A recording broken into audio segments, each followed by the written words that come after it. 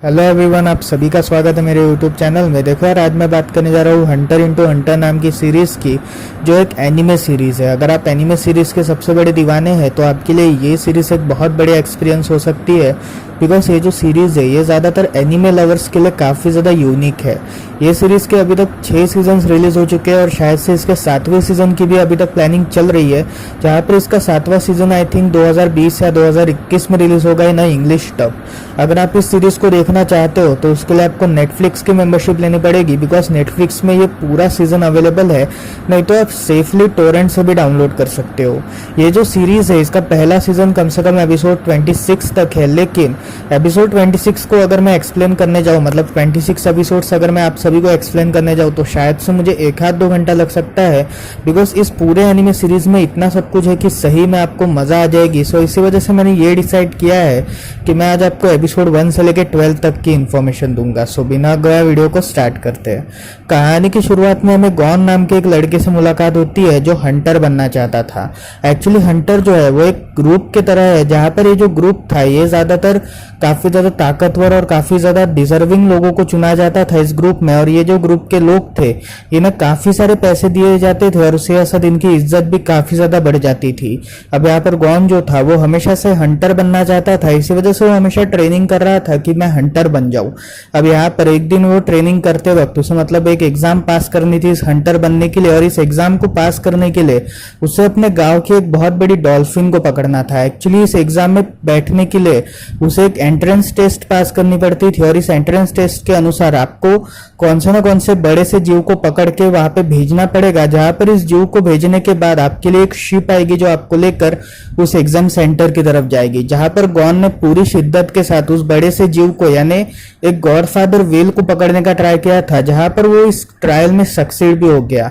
Actually godfather whale को पकड़ना एक बहुत मुश्किल टास्क है, बिकॉज वो हमेशा 3 साल में या 4 साल में एक बार दिखती है, जिसको पकड़ना एक बहुत इम्पॉसिबल टास्क है। लेकिन गॉन ने इस टास्क को काफी शिवायत से पूरा कर लिया था, जिसके बाद गॉन जो था वो अब एक हंटर बनने के लिए तैयार था, और उसके गांव वाले उसे बाय करने आए थे। जहां पर जब वो शिप में बैठा तब उसने देखा कि उसके जैसे हजारों कॉम्पिटिटर्स है जो हंटर बनने के लिए तैयार है। अब यहाँ पर हम कैप्टन से मुलाकात करते हैं जो एक्चुअली शिप का कैप्टन था, और तब शिप के कैप्टन को इम्प्रेस करने के लिए गॉन जो था वो अपने पूरी कोशिश करता है, जहां पर वो कैप्टन से ये कहता है कि जल्द ही एक बहुत बड़ा तूफान इस शिप को डुबा ले जाएगा। इसी वजह से अगर इस तूफान से बचना है तो हमें सबसे पहले तैयारी करनी पड़ेगी। अब यहाँ पर कैप्टन जो है वो गॉन से ये बात पूछता है कि आखिर तुम्हें इन सब के बारे में कैसे पता। जहाँ पर गॉन का ये कहना था कि मैं तूफान को काफी आसानी से स्मेल कर सकता हूँ, मतलब मैं तूफान के बारे में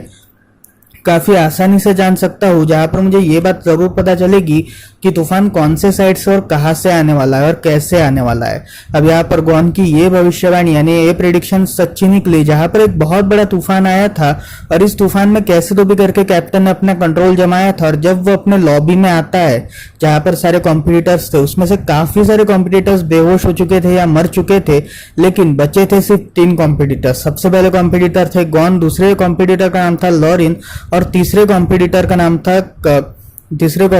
नाम था कैरादूपा। अब यहाँ पर ये जो 3 कॉम्पिटिटर्स थे ये तीनों अलग अलग बैकग्राउंड से बिलोंग करते थे। जहाँ पर लोरिन जो था वो सिर्फ पैसों के लिए हंटर बनना चाहता था, बिकॉज उसके दिमाग में ऐसा था कि अगर वो हंटर बन गया तो उसके पास काफी सारा पैसा आएगा, इसी वजह से वो हंटर बनना चाहता था। और यहीं पर अगर कारादूपा की बात करी जाए तो कारादूपा एक्चुअली इसी वजह से हंटर बनना चाहता था, बिकॉज वो एक क्लैन से बिलोंग करता था, और इस क्लैन के सारे लोगों को खत्म करने की वजह से वो हंटर बनना चाहता था, ताकि वो इन सारे क्लैन्स के लोगों को बचा सके। अब यहाँ पर इन तीनों से जब इनकी इंट्रो पूछी जाती है तब तीनों अपनी इंट्रो देते हैं, जिसके बाद वो कैप्टन ये कहता है कि मैं तुम्हें यहाँ पर पास करता हूँ और तुम्हें यहाँ से एक शहर में लेकर जाता हूँ जहाँ पर तुम्हारा एग्जाम सेंटर होने वाला है। अब अगली सुबह ये लोग उस शहर में पहुंचते हैं, जहाँ पर उस शहर में पहुंचने के बाद इन्हें एग्जाम देनी पड़ती है। मतलब ये शहर में पहुंचते हैं जहाँ पर उस शहर में जाने से एक गली पहले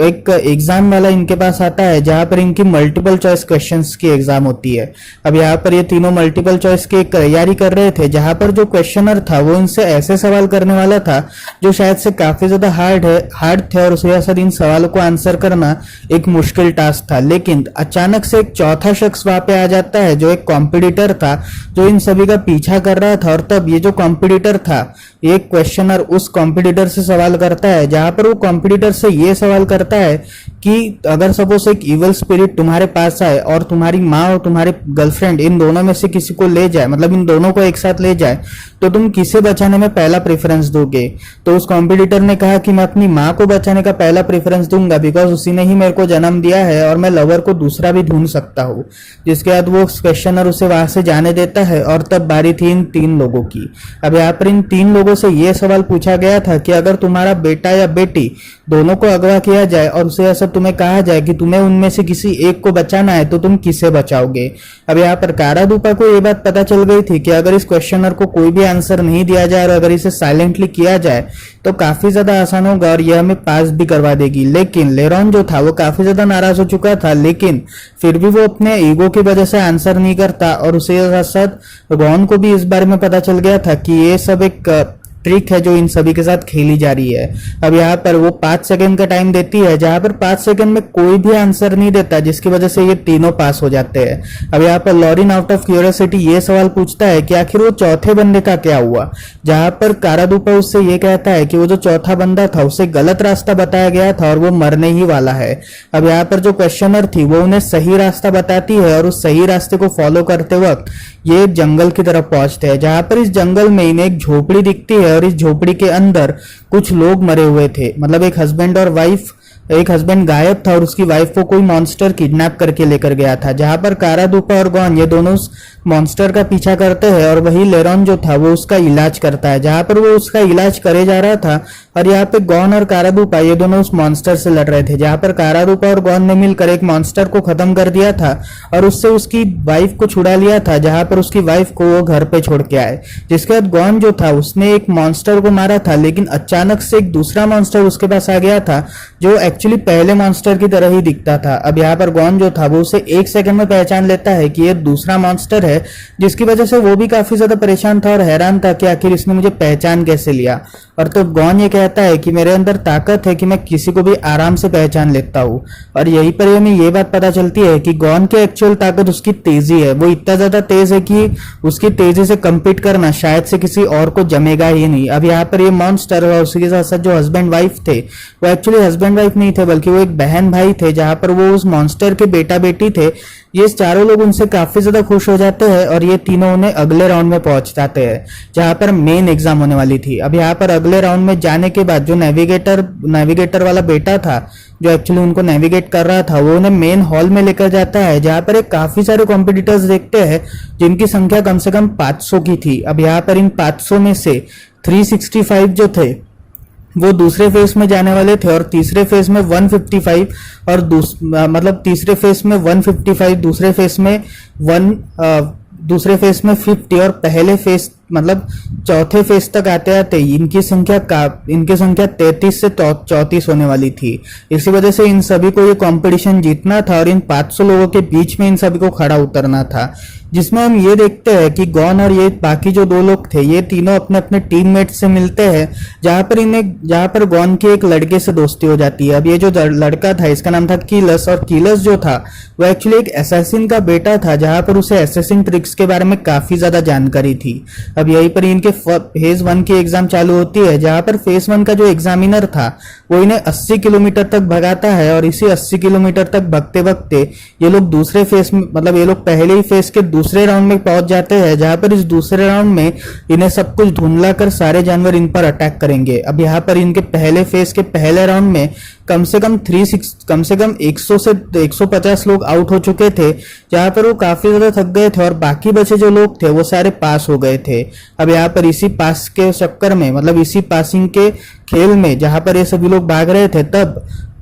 कारादूपा जो था वो आउट ऑफ क्यूरियोसिटी लिरॉन से ये पूछता है कि आखिर तुम हंटर क्यों बनना चाहते हो, जहां पर लिरॉन का ये कहना था कि वो हंटर इसी वजह से बनना चाहता है क्योंकि कुछ समय पहले उसके एक दोस्त की जान चली गई थी और उसके पास पैसे नहीं थे, जिसकी वजह से उसकी जान बचाए। इसी वजह से अगर वो हंटर बन गया तो वो काफी सारा पैसा कमा पाएगा और काफी सारे पैसों से वो लोगों की मदद कर पाएगा। अब यहाँ पर वो कारादूपा से इस बारे में पूछता है और तब कारादूपा ये कहता है कि जो हमारे क्लैन की आंखें है वो रूबी की तरह मैच होती है, मतलब वो एक हीरे और जवाहरात की तरह मैच होती है, जहां पर हमारी आंखों की कीमत कम से कम करोड़ों में होती है ब्लैक मार्केट में। इसी वजह से मैं हंटर बनकर इस ब्लैक मार्केट में हमला करना चाहता हूँ, ताकि मैं अपने क्लैन की सारी आंखों को अपने लोगों पे डोनेट कर दूं, जिसके वजह से सारे लोग जिंदा हो जाएंगे और हम सभी खुशी खुशी रहने लगेंगे। अब यहाँ पर इस धुंधला कार में पूरी तरीके से ये लोग भाग रहे थे, जहां पर जानवर भी बीच बीच में इनके ऊपर अटैक कर रहे थे। और इसी अटैक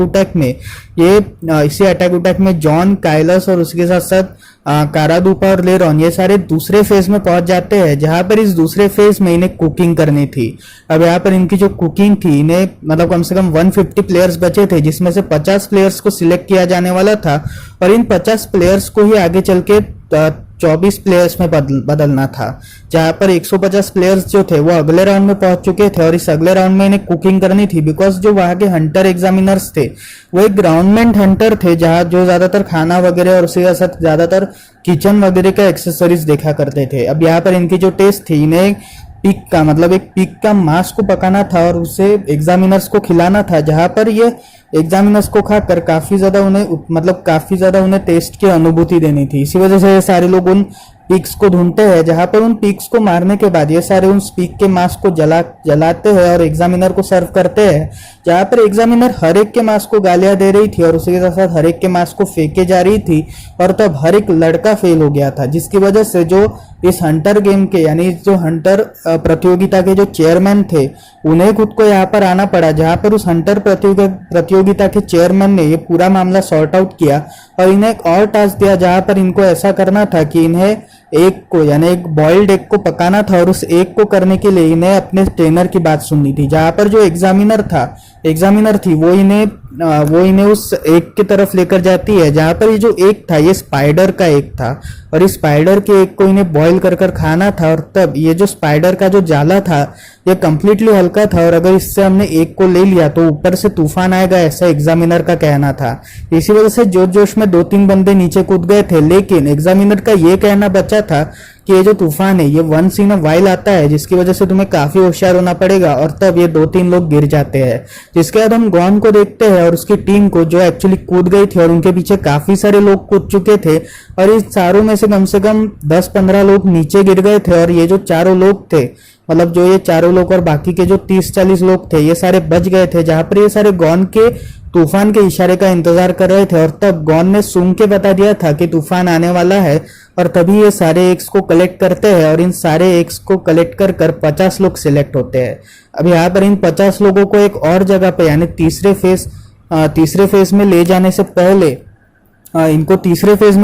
पहले इनको एक रात एक पूरी तरीके से प्लेन में बितानी थी चेयरमैन के साथ, जहां पर ये जो चेयरमैन था ये इनसे ये कहता है कि मैं लास्ट स्टेज में आता हूं, लेकिन मुझे अब आना पड़ रहा है बिकॉज ऑफ दिस सिचुएशन। जहां पर काइलस को काफी ज्यादा शक होता है उस चेयरमैन पे कि आखिर ये चेयरमैन एंडिंग में आना चाहता था, लेकिन ये अभी कैसे आ गया। जहां पर काइलस और उसके साथ गॉन जो थे ये दोनों चेयरमैन को चैलेंज करते हैं और चेयरमैन तब ये चैलेंज लेता है कि अगर तुम मेरे हाथ से बॉल छीन पाए तो तभी मैं तुम्हें काफी अच्छा हंटर बनाऊंगा और मैं तुम्हें कोई भी टेस्ट नहीं देने दूंगा, तुम काफी अच्छे हंटर बन पाओगे। जहां पर तुम्हें यह करना है कि जब तक हम वहां तक पहुंचेंगे, मतलब जब तक हम उस स्पॉट पे पहुंचेंगे, तब तक तुम्हें मेरे हाथों से बॉल छीननी है और उस बॉल को नीचे गिराना है, अपने हाथों में लेना है। अब यहाँ पर गॉन और काइलस जो थे ये दोनों काफी ज्यादा जोश में थे और इन दोनों ने मिलकर उस बॉल के ऊपर हमला करना स्टार्ट किया था और उस चेयरमैन के ऊपर भी, लेकिन चेयरमैन इधर का उधर नहीं हुआ। जहां पर काइलस को ये बात पता चल गई थी कि चेयरमैन एक्चुअली काफी कुछ जानता है और ये चेयरमैन जो था ये काफी सारी ट्रिक्स और टाइप्स को जानता है, जहां पर इन सारी ट्रिक एंड टाइप्स को वो गॉन को बताता है। और तब गॉन जो था वो फास्टली मूव करके इस बॉल को छीनने की कोशिश करता है, लेकिन वो भी इस बॉल को छीन नहीं पाता। इसी प्रोसेस में 2-3 घंटे बीत जाते हैं, जिसके बाद ये दोनों काफी ज्यादा थक जाते हैं और अपने रूम में चले जाते हैं। अब सुबह ये सभी लोग जो थे ये सभी लोग अब तीसरे फेज के इसमें आ चुके थे, जहां पर इस तीसरे फेज में इनका टास्क ये था कि जिस टावर में ये लोग खड़े थे उस टावर से इनको नीचे उतरना था। अब यहाँ पर इस टावर से नीचे उतरने के लिए एक बंदा रॉक क्लाइंबिंग करता है, लेकिन इस रॉक क्लाइंबिंग के वक्त एक जानवर उसे खा लेता है, जिसकी वजह से इनको ये बात पता चलती है कि ये जो टास्क है ये अपनी बुद्धिमत्ता से पूरा करना है और यहाँ पर कोई ना कोई तो भी सीक्रेट रास्ता है जिससे हम नीचे जा सकते हैं। अब यहाँ पर उस सीक्रेट रास्ते को ढूंढने के लिए ये चारों जो लोग थे, ये चारों लोग इस सीक्रेट रास्ते को खोज लेते हैं, जहां पर ये चारों लोग कूद जाते हैं। लेकिन रूल ऐसा था कि कम से कम 5 लोग इसमें आने चाहिए ताकि ये स्टॉप वॉच पूरी हो सके। एक्चुअली इन चारों लोगों को एक एक स्टॉप वॉच दी गई थी ताकि स्टॉप वॉच के दिए गए टाइम के अनुसार इन्होंने अगर उस टास्क को पूरा किया तो ये उस टास्क के आगे वाले कैलकुलेशन में निकल जाएंगे, जिसकी वजह से 5 लोगों की जरूरत थी। और तभी 5वां कंटेस्टेंट भी आता है जो एक्चुअली 36 बार इस टेस्ट को दे रहा था। अब यहाँ पर ये जो 5वां कंटेस्टेंट था वो जो था वो एक काफी ज्यादा बुरा टाइप का इंसान था जो ज्यादातर लोगों को हारता हुआ देखना चाहता था, बिकॉज उसे लोगों को हारता देख काफी ज्यादा मजा आती थी, जिसकी वजह से वो ये चाहता था कि ये सभी लोग हारे। लेकिन इन 5 लोगों ने एक साथ मिलकर एक राउंड खेलने का डिसाइड किया, जहां पर इन 5 के लिए राउंड क्रिएट करना एग्जामिनर के लिए वैलिड था। और तब एग्जामिनर ने ये राउंड क्रिएट किया था कि मैं कम से कम 5 प्रिजनर्स को बुलाऊंगा और इन 5 प्रिजनर्स को इन 5 प्लेयर्स से लड़वाऊंगा, बिकॉज ये जितने भी प्रिजनर्स थे इन सभी को 100 150 साल की सजाएं मिल चुकी थी। और अगर इनमें से इन्होंने एक को भी खत्म कर दिया या फिर ये प्रिजनर्स जीते तो इनकी सजा कम हो जाएगी और ये जल्दी छूट जाएंगे। जहां पर ये पांचों प्लेयर्स जो थे, यानी जो बंदा मैंने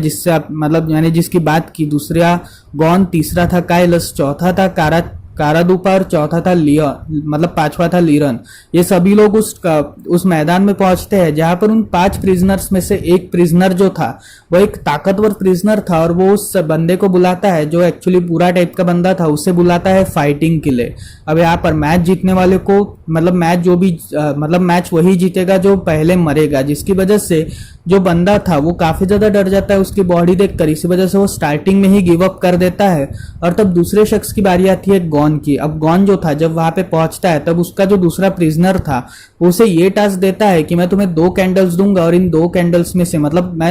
मैं अपने पास एक कैंडल रखूंगा, तुम अपने पास एक कैंडल रखोगे और जिसकी कैंडल सबसे पहले बुझेगी वो जीतेगा सबसे पहले। जहां पर उसको ये चॉइसेस थी कि अगर गॉन बड़ी कैंडल लेना चाहता है बड़ी कैंडल ले, छोटी कैंडल लेना चाहता है छोटी कैंडल ले। जहां पर गॉन ने बड़ी वाली कैंडल को चूज किया और उस बड़ी वाली कैंडल को जलाने के बाद वो कैंडल थोड़े ही समय बाद काफी अचानक से तेजली जलने लग गई थी, जहां पर उसे ये बात पता चल गई थी कि उस बड़े कैंडल में ऑयल का मिक्सचर डाला गया है, जिसकी वजह से काफी ज्यादा जल रही है। अब यहाँ पर जो छोटी वाली कैंडल थी जो प्रिजनर ने अपने हाथों में पकड़ी थी वो बिल्कुल भी नहीं जल रही थी, मतलब वो जल रही थी लेकिन काफी स्लोली जल रही थी। और यही मौका देखकर गॉन ने तेजी पकड़ी और उस तेजी से उसकी दूसरी कैंडल को बुझा दिया, जहां पर गॉन ये मैच जीत गया। और गॉन के मैच जीतने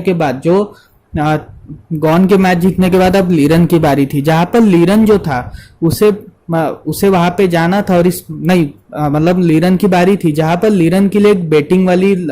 वाली रानी आई। अब यहाँ पर ये जो लड़की थी जो प्रिजनर थी ये बेटिंग वाली थी, जहां पर ये ज्यादातर बेट्स वगैरह लगाया करती थी और इन्हीं बेट्स के साथ ये हमेशा जिया करती थी, इसी वजह से इसे बेटिंग क्वीन भी माना जाता है। जहां पर वो लिनन से कुछ बेट्स लगवाती है स्टोन पेपर सीजर्स के, जहां पर लिनन इस बेटिंग में हार जाता है, जिसकी वजह से 1 पॉइंट और मिस आउट हो जाता है। अब यहाँ पर तीसरी बारी थी कारादूपा की, जिसकी फाइटिंग एक बहुत बड़े एलियन वाले मॉन्स्टर के साथ हो रही थी जो एक्चुअली एक प्रिजनर था। अब यहाँ पर ये जो मॉन्स्टर था ये कारादूपा को देखकर खुश होता है और कहता है कि मैं तुम्हें ऐसे ही हरा दूंगा। जहां पर वो कारादूपा जो था वो उसे पहले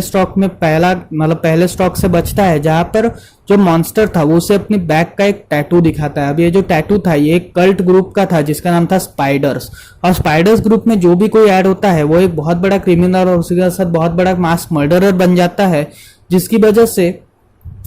वजह से अब कारादूपा का बचना मुश्किल है। लेकिन कारादूपा ने अचानक से अपनी आंखों में लाल ज्वाला पैदा कर लिया था, जिसके बाद उसने उस एलियन को पूरी तरीके से खत्म कर दिया था और उस एलियन को मार डाला था। जिसके बाद उस एलियन को मारने वाला था, जहां पर एलियन जो था वो थोड़ी देर के लिए अनकॉन्शियस होने की एक्टिंग करता है, लेकिन बाद में जब लेनन वहां पे पहुंचता है उसके अनकॉन्शियसनेस चेक करने के लिए, तब वो वापस कॉन्शियसनेस में आ जाता है और कहता है कि मैं हार चुका और अपने रूम में चले जाता है। अब यहाँ पर लास्ट प्रिजनर की बारी थी, जहां पर ये जो लास्ट प्रिजनर था ये लास्ट प्रिजनर एक्चुअली काफी ज्यादा ताकतवर था और इसके ऊपर काफी सारे मास मर्डर्स किलिंग्स के केसेस चल रहे थे और ये जो किलर था ये एक बहुत ताकतवर टाइप का बंदा था जिसकी फाइटिंग काइलस के साथ होने वाली थी, लेकिन काइलस ने अपने एसेसिन ट्रिक्स का यूज करके उसके पूरे हार्ट को बाहर निकाल लिया था, जहां पर उसके हार्ट के बाहर निकलने की वजह से उसकी डेथ हो चुकी थी और ये सभी लोग जीत गए थे। एक्चुअली इनको तीन जीत चाहिए थी और अगर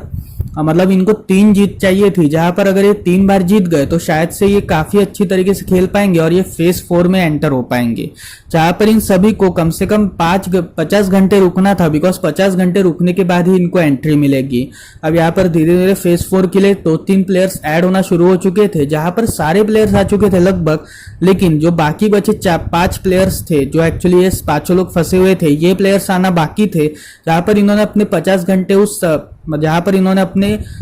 50 घंटे वहां पे बिताए जहां पर इनको रहना था, वहां एक रूम में बिताए और इस रूम से निकलने के बाद इन सभी को 2 रास्ते दिए गए। अब ये जो रास्ते थे, इन 2 रास्तों में ऐसा लिखा गया था कि पहला रास्ता जो है एक लॉन्ग कट रास्ता है जहां पर तुम्हें और 50 घंटे रुकना पड़ेगा, और वही इसका जो शॉर्टकट रास्ता है वहां पर तुम सिर्फ 3 ही लोग जा सकते हो, जिसके बाद इन लोगों के बीच में लड़ाई होती है और तभी गॉन ये कहता है कि अगर हमने बड़ा रास्ता चूज किया तो हम बड़े रास्ते में काफी बहुत बड़ी सुरंग बनाकर दूसरे रास्ते की तरफ जा पाएंगे। एक्चुअली ये जितने भी हथियार थे, इन हथियारों से दीवारों पे काफी ज्यादा जोर से चलने हो रही थी, मतलब काफी ज्यादा जोर से दीवारें टूट रही थी, जिसकी वजह से गॉन को यह आइडिया आया कि क्यों ना हम ऐसा कुछ करें जिसकी वजह